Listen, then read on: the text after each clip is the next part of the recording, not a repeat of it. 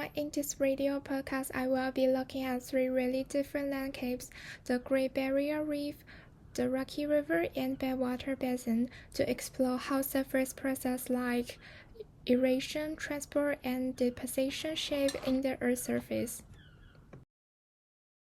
Each place shows a different type of environment. One is Rocky Reef built by living organism. Another is braided river with fast-moving water and lots of sediment.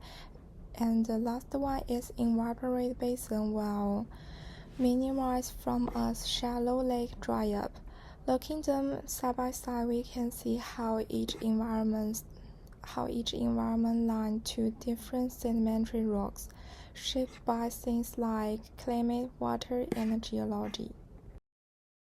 Let's see the first location, Great Barrier Reef. This is the largest coral reef ecosystem on the Earth. It's 203,000 kilometers long. This is not just one coral reef, but with a geographical statement nearly 3,000 individual reefs and more than 900 islands. The geographical factor of the Great Barrier Reef are essentially the story statement made by living things, but also shaped by ocean currents change in sea level. This is a living carbonate factor, an ecosystem that's continually being shaped. Coral makes a lot of calcium carbonate, and over time this builds up to limestone. So most of limestone here comes from marine life like coral skeletons and shells. If you look at the picture on the right, you can see patterns on the rock surface. Those probably come from fossilized corals. Later, during process of doing sediment into rocks called degeneracy, magnesium can replace from the calcium in the rock. When that happens, the limestone can change into dolomite and eventually become dolostone. So in the end, the Great Barrier Reef isn't just a coral reef. It also plays well biological activity rocks like limestone and dolostone. And then we are looking Rocky River. This is the second location.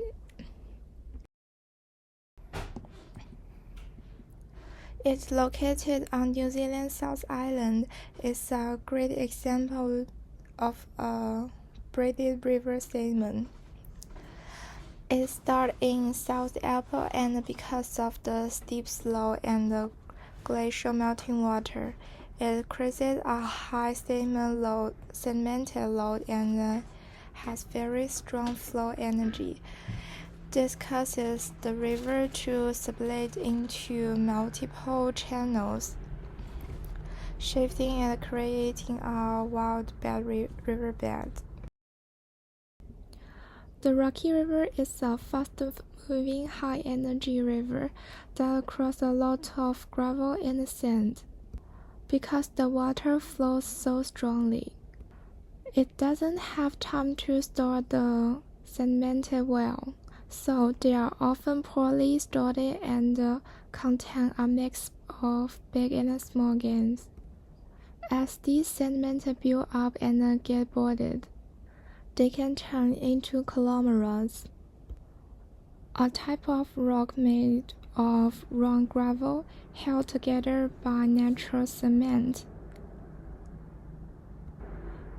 The gravel pieces, or clasks, they're usually surrounded because they have been rolled and bound along by the riverbed.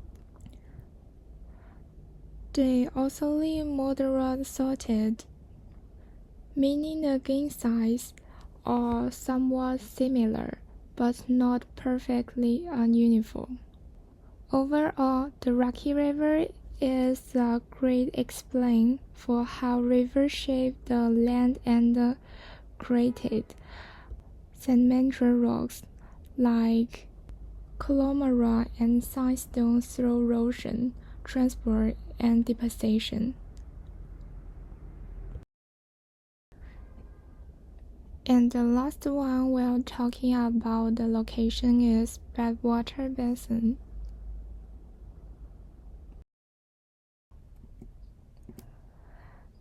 It's located in Death Valley National Park. It's one of the most extreme environments of the Earth. It is not only the lowest elevation point in North America at around -86 meters below the sea level, but also one of the hottest and driest places in the world. Surrounded by steep mountain region and cut off from extreme danger, it forms closed basin where water can enter but never leaves. We can see the picture of 1984. There are too many water in this deep, but in 2023 there are also some white things, maybe some salted or another evaporated things in it.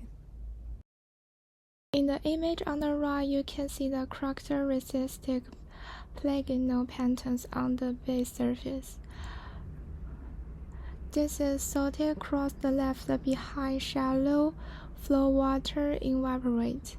This texture too typical of play environment, and they reflect the repeated cycle of flooding followed by intense evaporation. Because of this unique setting, Badwater is a classic evaporate deposition environment. After real rain events, short living lakes from across the basin, and they are dry out. They leave behind of highlight gypsum or any other evaporate minerals. You also can find sedimented like steel and clay.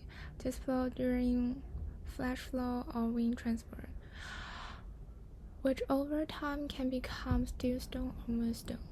Factors like moon crack and steel crystal are coming at the surface, recording the rapid drying of this land space. So overall, Badwater Basin show how explain climate and evaporation shape a unique set of sedimentary process, producing rock and surface texture rarely found in other environments.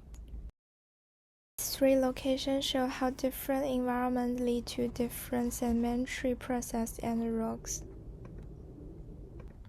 Biogenic deposition from limestone and dolostone in Great Barrier Reef. Fluvial transport climate conglomerate and sandstone in the Rocky River. Evaporation produces evaporated and fine-grained rocks in Badwater Basin. Together, they highlight how climate, water, and energy shapes Earth's surface over time. And there are the references were not used in this video.